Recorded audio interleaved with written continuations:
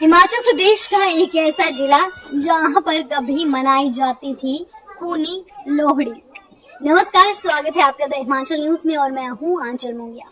आप सभी दर्शकों को लोहड़ी पर्व की हार्दिक शुभकामनाएं। हिमाचल प्रदेश का जिला चंबा ऐतिहासिक रूप से काफी शक्तिशाली और समृद्ध है। हिमाचल प्रदेश का इतिहास अनोखा है, अद्भुत है, रोमांचक है। 1573 में शुरू हुआ था जिला चंबा में खूनी लोहड़ी का खेल। आखिर क्यों मनाई जाती थी जिला चंबा में खूनी लोहड़ी? क्या आपने कभी सोचा है आखिर क्या है खूनी लोहड़ी का इतिहास? आज हम आपको द हिमाचल न्यूज की इस खास रिपोर्ट में बताएंगे ये आखिर क्यों मनाई जाती थी जिला चंबा में खूनी लोहड़ी। आज हम इतिहास के पन्नों को परत दर परत खोलते हुए आपका रुख इतिहास के पन्नों की ओर करेंगे और आपको बताएंगे कि क्या कहते हैं इतिहास के पन्नों में उकेरे गए शब्द। तो आइए आपको सुनाते हैं और दिखाते हैं कि आखिर क्यों मनाई जाती थी जिला चंबा में खूनी लोहड़ी। देश भर में उत्साह के साथ मनाए जाने वाला लोहड़ी पर्व पर चंबा में कभी एक खून माफ हुआ करता था। राजाओं के समय परंपरा थी कि लोहड़ी के दौरान अगर कोई एक खून करता है तो उसे कोई सजा नहीं होगी। इतिहास में यहाँ इस पर्व को खूनी लोहड़ी के रूप में मनाया जाता रहा है। रियासत काल में यहाँ पर्व के दौरान मड़ियों में लड़ाई हुआ करती थी ताकि यहाँ पर कब्जा किया जा सके। अगर मड़ियों के कब्जे को लेकर अगर मारपीट में किसी की जान चली जाए तो राजा की ओर से एक खून माफ होता था। लेकिन लगभग 400 वर्षों से चली आ रही यह परंपरा प्रतीक के तौर पर अब बंद हो गई है।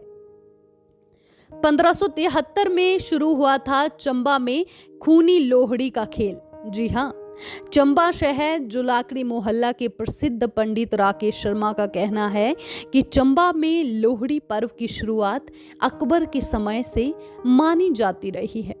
73 में शुरू हुआ था चंबा में खूनी लोहड़ी का खेल। जी हाँ, चंबा शहर जुलाकड़ी मोहल्ला के प्रसिद्ध पंडित राकेश शर्मा का कहना है कि चंबा में लोहड़ी पर्व की शुरुआत अकबर के समय से मानी जाती रही है।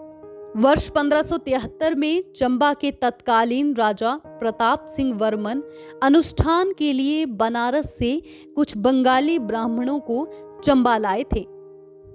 दंत कथा के अनुसार उस समय कई ब्राह्मणों की मौत हो गई और उनकी आत्माएं चंबा शहर में आतंक मचाने लगी।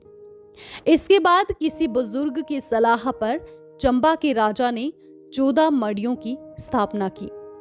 इनमें से एक राजमड़ी कहलाती है जबकि अन्य मड़ियों को स्त्री रूप माना जाता है। मड़ियों के लिए संघर्ष में शहर की गलियों में जो खून बहता था उससे ये आत्माएं संतुष्ट होती थी, जिससे चंबा शहर का वातावरण ठीक रहता था। लोहड़ी से करीब 4-5 दिन पूर्व बच्चे टोलियों में घर घर जाकर लोहड़ी मांगते हैं तथा सुख समृद्धि की कामना करते हैं।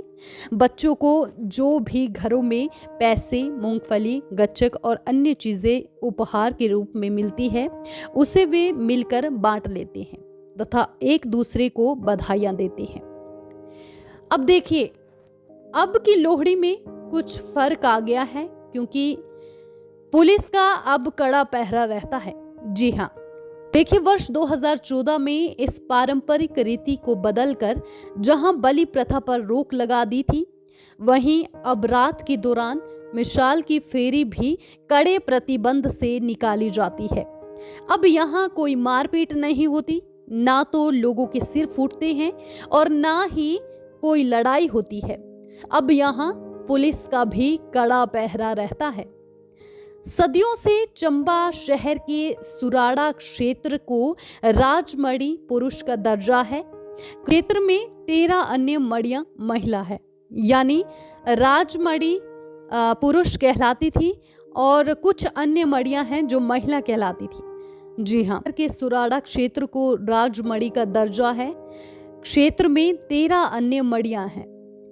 मकर संक्रांति से एक दिन पहले 13 जनवरी की रात को सुराड़ा क्षेत्र के लोग राजमड़ी की प्रतीक मशाल को हर मड़ी में लेकर जाते हैं। 20 फुट लंबी मशाल को एक के बाद एक मड़ी में गाड़कर कब्जा दर्शाया जाता है। वर्ष 1573 में चंबा के तत्कालीन राजा प्रताप सिंह वर्मन के आदेश पर अगर मारपीट में किसी की जान भी चली जाए तो एक खून माफ होता था। इस परंपरा को निभाने के लिए अब हालांकि कोई मारपीट नहीं होती है।